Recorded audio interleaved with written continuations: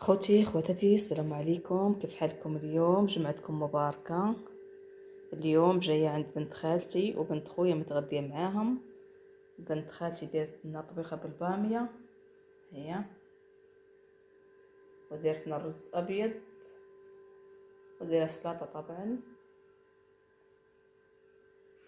والتباس الفاضيتها ما بنحطو فيهم الرز.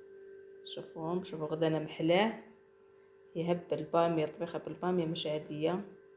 طبعا انا ما نحبهاش مقطعة باش ما تعطيناش الخيوط اللي فيها، نحبو احنا هكي.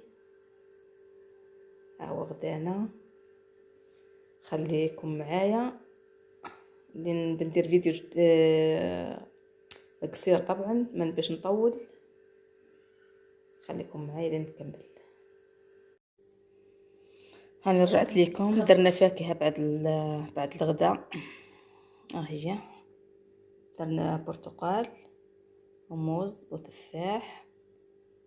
طبعا الفيديو بيجي قصير قصير قصير، محلاه بيجي قصير باش ما نطولش عليكم، ونتلاقوا ان شاء الله في فيديو جديد بإذن ربي. وما تنسوش تدعوا لي على اقامتي نصلحها ان شاء الله يا ربي. سهل لي في اموري وفي ورقية ان شاء الله يا ربي.